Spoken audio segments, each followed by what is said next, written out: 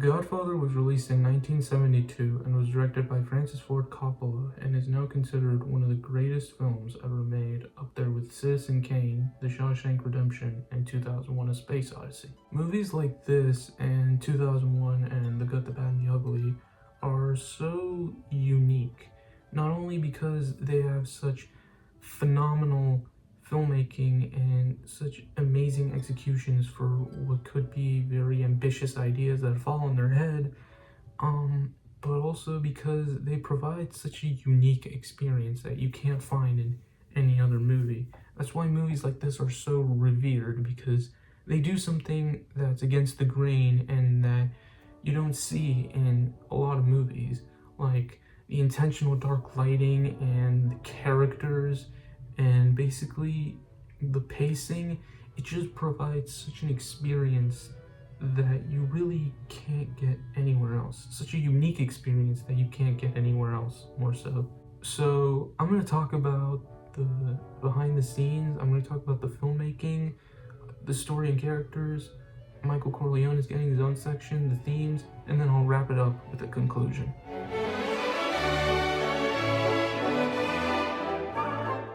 This is one of those movies where the making of it is just as interesting as the film itself. Not because it was a filmmaking disaster like Apocalypse Now or The Wizard of Oz, but because it's just a fascinating story. So Mario Puzo, the author of the novel, was a second-generation Italian-American who grew up in the Hell's Kitchen area of New York, a neighborhood with an abundance of Italian immigrants and a presence of organized crime.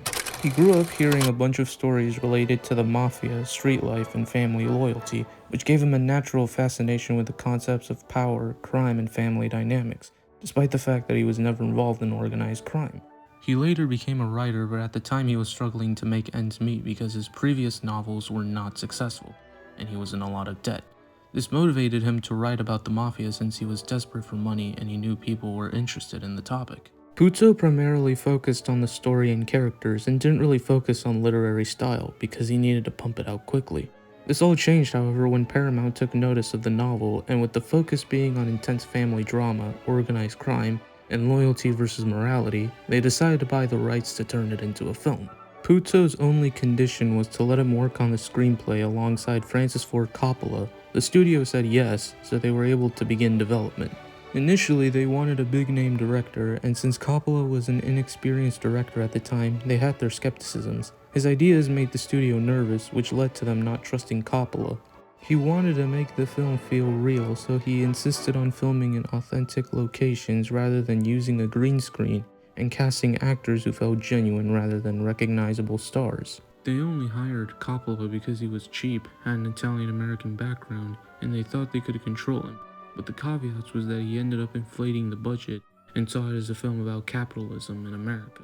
And Mario Puzo saw the story as less about crime and more about family, business, and a critique of America itself. Both of these interpretations went against what the studio wanted, which was a faster, flashier, more exciting gangster film along the lines of Bonnie and Clyde. In fact, the studio hated the slow pacing, the dark lighting, and the focus on dialogue and family moments rather than fast-paced, intense action. Not to mention, the casting was also a mess. Marlon Brando, while being a big-name actor at the time, was too expensive, hurt the box office, and was notoriously unreliable since he was known for being difficult to work with. Despite all of this, Coppola wanted him to play the Don, so they put cotton in his cheeks, and he put on a raspy voice, and those two traits became the character. As for Al Pacino as Michael Corleone, initially the studio wanted Michael to be played by Robert Redford or Ryan O'Neal, people with more charm and charisma. But Coppola chose Pacino because despite what his later roles would have you believe, Pacino was unknown, short, quiet, and considered boring. Which is exactly what Coppola wanted for Michael Corleone, to have restraint, so that he could slowly transition to being a cold-hearted man, and so that the transformation feels all the more powerful considering who Michael was at the start, and who he turns out to be by the end of the film. Something else that influenced the production of the film was the fact that the mafia were involved. Italian-American groups were unhappy about the depiction of Italian-Americans in the book, including famous figures like Frank Sinatra, who reportedly threatened Mario Puzo and tried to get the book widely discredited. This ongoing resentment didn't stop there, as when the film was released, it was widely theorized that Johnny Fontaine, the singer at the wedding, was inspired by Frank Sinatra, as it was also rumored that he had ties with the mafia. But it wasn't just rumors, as he was often seen socializing with well-known mob figures. Sinatra was furious about these interpretations and denied any of the rumors, but it's well documented that he did, in fact, have ties with the mob. Anyway, Italian-American groups were so mad that Joe Colombo, one of the group's leaders, intervened in the production and made sure the word mafia wasn't mentioned at all in the script, which was ironic because he was a mob boss, and when Coppola explained what the story was about, he loved the idea so much he got his capos involved in the production of the film. For example, in the iconic horsehead scene, they used a real horsehead, and one of the capos got for the production because the prop looked so goofy. Anyway, when the film was released, the mob loved it so much they hung up walls of Vito Corleone in several of their hideouts. All this to say, the production behind the film was intense, but what about the actual film? Well, that's what I'm about to get to.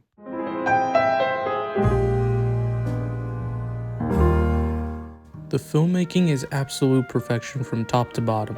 The cinematography looks gorgeous, the sets and costumes capture the time period perfectly, the score is iconic, the film itself is paced beautifully. Despite the nearly 3-hour runtime, it doesn't feel long in the slightest. It's truly a filmmaking achievement.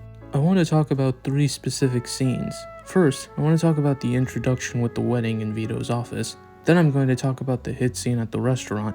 And lastly, I'm going to talk about the baptism scene. All of these scenes use editing and sound design so brilliantly that they should honestly be studied in film school. Alright, first, the introduction. The beginning of the film is a man who begs for a favor from the Don, asking to commit a murder for money, and then it transitions to a large wedding with people dancing and having a good time. And this is where we're introduced to the Corleone family, which I'll get to in a little bit, but the beginning keeps cutting from a darkly lit, secluded, and downright claustrophobic office to an extravagant wedding full of personality and joy. It's bright, colorful, inviting, loud, and full of trademarks of Italian culture. The purpose of the editing is to compare and contrast the different points of view of the Corleone family, how they seem like from a distance versus what they're actually like. The scene in the office is to highlight the underground, secluded, rotten, and desperate side of people who want to achieve the American dream. That's why they're always seen begging to Don Corleone, because he gives them opportunity, and the wedding is there to show what his dirty business has led to: wealth for days and a happy family. Or at least, that's how they seem like. I'll get to that in a minute. Now, I want to talk about the scene where Michael does his first hit. Something really clever about this scene is that at the beginning of the scene, there was a train in the background that quickly faded. And then after Michael gets frisked, the train comes back when he enters the bathroom. And then after he finds the gun, the train comes back again, except this time it's louder than ever. And then, when Michael heads back to the table, the train comes back again and it's extra loud, and after the train fades, that's when he shoots Salazzo and the corrupt cop.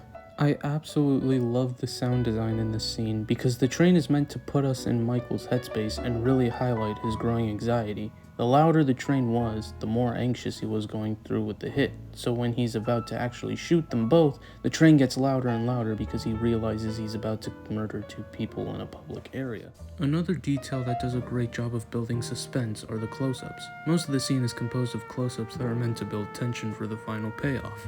And then when it finally happens, there's a sense of relief that Michael pulled off the hit and leaves. The final scene I want to highlight is the baptism scene near the end, which uses sound design and editing so well.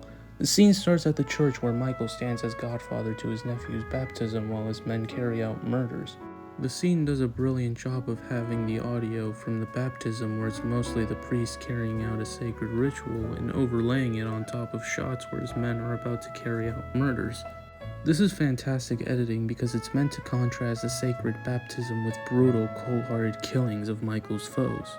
It's meant to show how he merges sanctity and sin, life and death, and show how Michael has learned to compartmentalize all the terrible things he's done for the sake of the family. Remember how I talked about the beginning, how Vito did some shady stuff behind closed doors while his family were enjoying the wedding? Well, a similar situation is happening. Michael is doing something for the sake of his family while simultaneously taking out his opponents.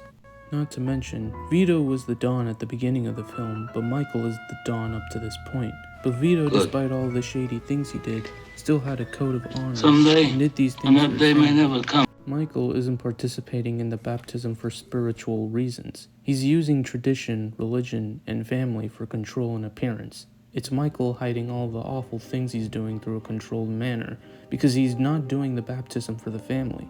He's doing it for power and control over his family. Now, as for all the other elements, what is there to say that hasn't been said before? The landscapes look gorgeous. I absolutely love how Sicily looks and feels. The score adds a lot to the tone as well. There's this romanticized and nostalgic feel that's complemented by the score so beautifully that it almost feels like Michael has memories of Sicily. Not to mention, the look adds a lot to the film. It makes the story feel much less of a realistic, gritty crime film and more of a mythical tale with crime in the backdrop. Something else I have to mention, the hit scenes are masterfully directed.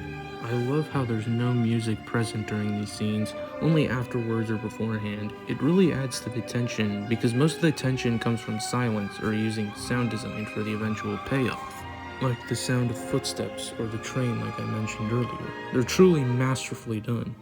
All in all, the film is put together masterfully with fantastic presentation. I absolutely love how this film is presented, and it's honestly a filmmaking achievement.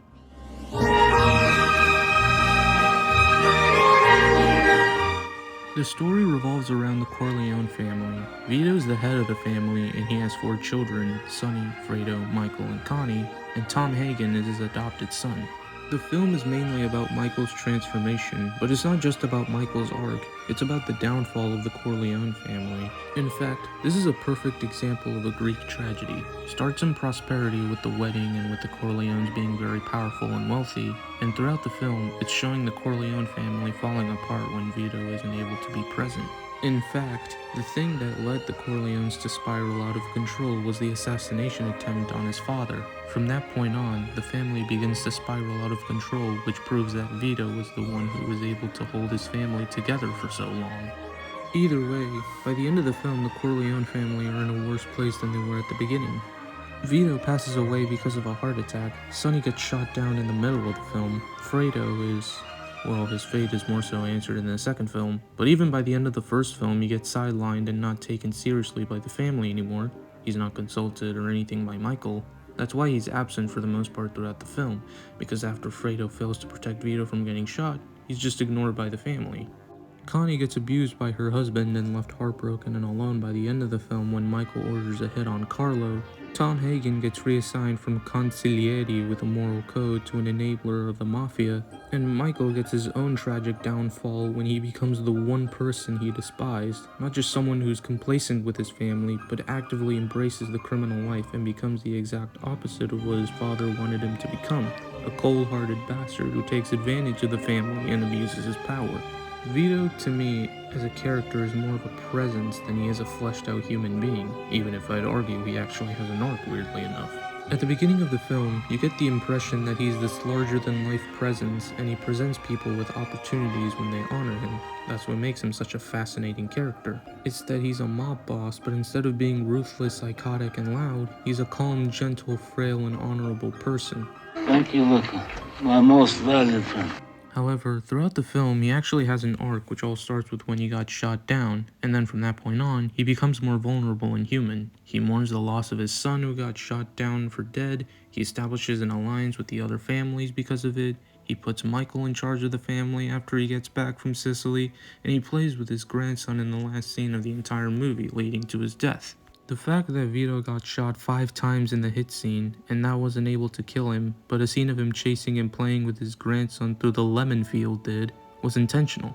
It was there to prove that no matter how much Vito tried to run, or how much he tried to avoid it, death was inevitable, which was his downfall. As for Sonny, what makes him so interesting is that he was the hot-headed one who reacts with his emotions rather than his head, and that was his fatal flaw. He always wanted to prove he was a bigger man than he actually was. An example of this is when he found out Connie was being abused by Carlo, so he went over to him and kicked the ever-living shit out of him. And then when Carlo abuses Connie a second time, Sonny drives over to murder him, but he's not able to make it in time because when he gets to a stop, to his surprise, he gets shot down by the Tatalias. Now on to Fredo. Fredo is an interesting Corleone because unlike many of the other Corleones, Fredo isn't in the film very much. We see him at the wedding, we see him with Vito when he's buying fruit, we see him when Vito is in bed after he gets shot down, we see him in Las Vegas trying to separate himself from the Corleone family. He was like Michael in the sense that he wanted to be different from the Corleone family, but that was only after Vito gets shot, because he knew that without Vito, the glue that was holding the Corleone family together isn't there. So he tried to start a business in Las Vegas with the connections he had, and it all led to Michael taking control of the business that Fredo built with Mo Green and having Fredo be sidelined for the business negotiations, which is developed in part 2. But even in part 1, it's clear that Fredo has his own downfall, even if it's a more subtle downfall than the other family members. As for Tom Hagen, his adopted son, he goes through a lot in the film, but to keep it brief, he starts out as Vito's lawyer, and he was really more of a moral code than the usual dirtbag lawyer. Because while he was a participant in the illegal businesses, he still wanted to establish some kind of honor and legal code with the other family members. However, that all changed when Michael got in charge of the family and he was reassigned from consigliere to one of his henchmen, and the role of consigliere was given to Vito. Tom trying to find a moral code led to his downfall because it was Tom trying to find a moral code in a business where there wasn't morality and it was a dog-eat-dog business. Even after Vito got shot, he was trying to find some moral or business justification as to why it happened, but it led to him being actively complacent in the morally bankrupt aspects of the business. Now, I'm gonna get to the Corleone with the most character in the entire film.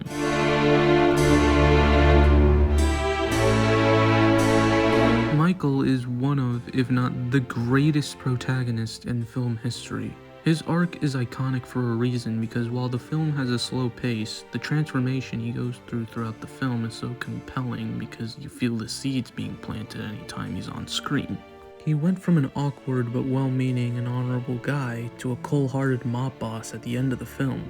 I would say that his complete transformation is concluded in the second film. I didn't feel that at the end of the first film he becomes completely irredeemable, but it's clear that he becomes someone completely different by the end of the film. Basically, he went from wanting to have nothing to do with the family business to fully embracing the criminal life and becoming a power-hungry mob boss. There's a scene where Vito establishes an alliance with the other families, and when Vito died, he attended the funeral, but it wasn't to honor Vito, it was to plan for the hits on his enemies, because he knew that he was a lovable and forgiving man, and it was clear people respected him. However, Michael turned out to be the complete opposite of Vito. Michael is not looking to be respected, he's looking to be feared, which is emphasized in the second film when they both show the different approaches each took to expand their power. Vito grew his power through being respected, Michael grew his power through ruthlessness. That's not to say Vito was a saint, but he was respectable.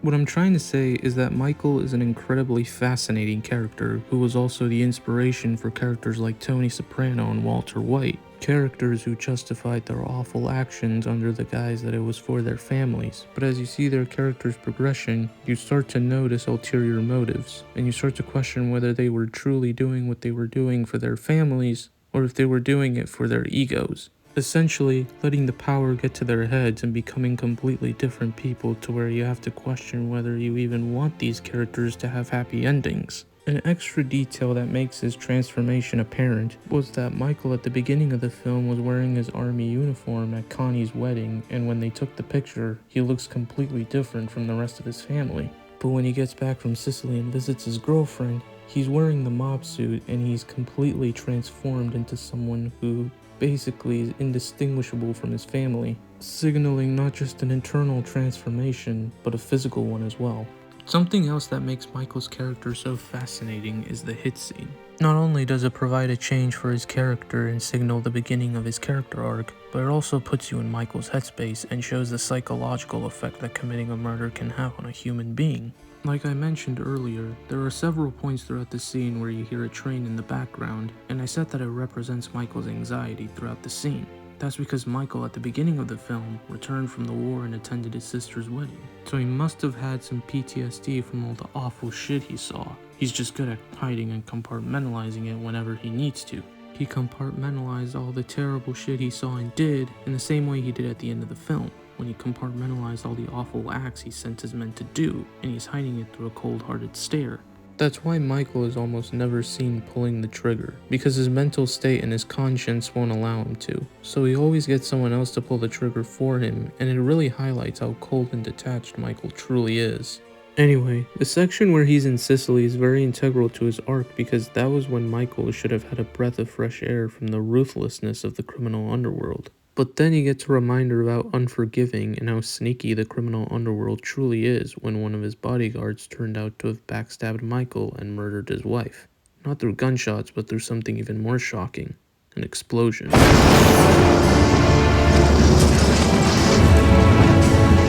This section is to highlight that no matter what Michael does, he can't escape his past. He didn't just go to Sicily to hide out from the cops and the mafia families. He went there for a breath of fresh air and to distract himself for a while and not think about the fucked up criminal underworld he's in. And that scene where the car blew up with his wife still inside is one of the most shocking moments in the entire film, and it's there to prove how trapped he is in this world full of deceit and grudges, which was when he realized that he can't survive in this world without being a little ruthless, and that's when he became the cynical, cold-hearted, and ego-driven man he turned out to have become. Not to mention, I love that final scene with Kay, his girlfriend, standing outside his office, and then she gets the door closed on her. I love the ongoing motif where anytime the Corleones are discussing business, they always close the doors. It really highlights how closed off the Corleones truly are, and in this scene in particular, highlights how Michael can't have Kay or anyone interfering with his business, because like he said, it's not personal, it's just business. Like I said, Michael Corleone is one of, if not the greatest character in film history, and it's all because of Al Pacino's restrained performance and the character arc he goes through throughout the film.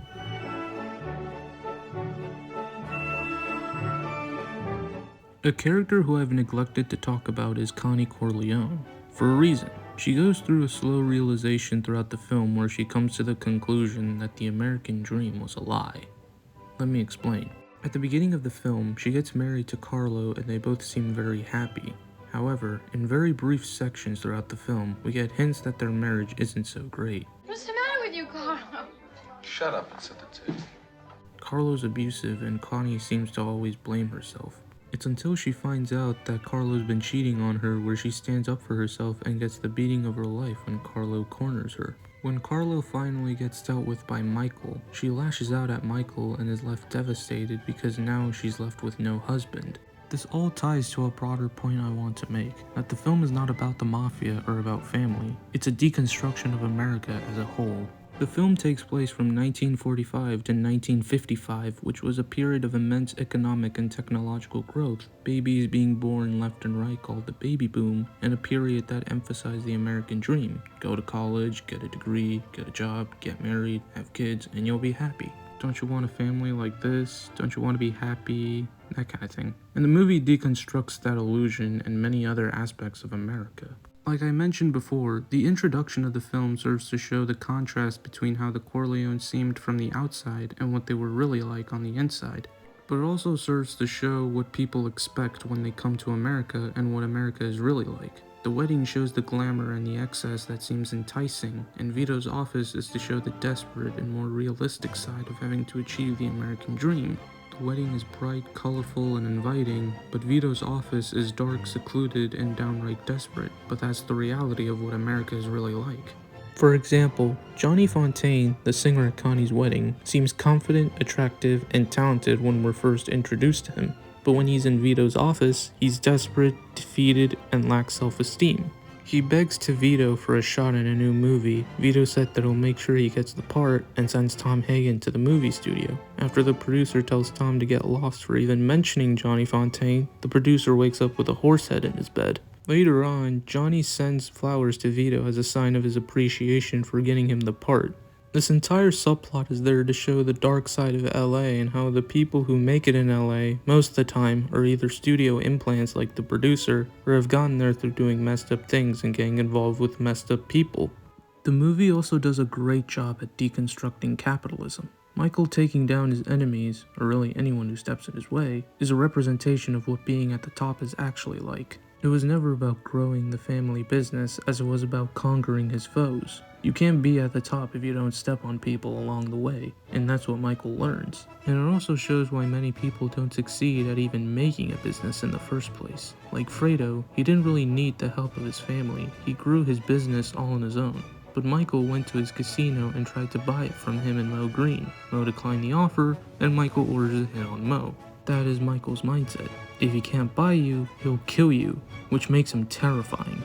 What I want to get at here is that the film doesn't say money can't buy happiness or that greed changes people, more so that in America, evil isn't defined by harm, it's defined by whether it's profitable. And Michael, if you really think about it, is the ultimate success story. War hero, educated, disciplined, emotionally controlled, professional. He's the ideal corporate leader. Vito represents what leadership should be, Michael represents what's rewarded. Vito, in essence, is essentially the anti-American in some ways, or at least what an ideal leader should be and how they were in the old world. And Michael represents the hyper-American in a new world. Basically, he's able to grow the family business because he's ruthless, and America rewards ruthlessness disguised as entrepreneurship. Which begs the question, if the American dream is only achieved when you abandon your humanity, is it even worth it? Not just that, but the way religion is used in this film at the very end when Michael becomes godfather to his nephew while he ordered hits on his foes is interesting thematically because it's there to show how religion in America isn't used by powerful people as guidance or as a backbone of their morality. It's used to control their image so that they can get away with doing terrible things, literally and figuratively behind closed doors. Basically, the tragedy behind Michael Corleone's character arc is not just that he becomes a cold-hearted monster, but that America rewards him for it. In essence, there are so many themes to unpack in The Godfather, but the movie is essentially a deconstruction of American culture, which is the reason why it has such an enduring legacy, because no matter who watches this film at any time, it remains relevant and timeless. Alright, I've talked about this movie long enough. Let's finally wrap this up with a conclusion, and I'll give you my final thoughts.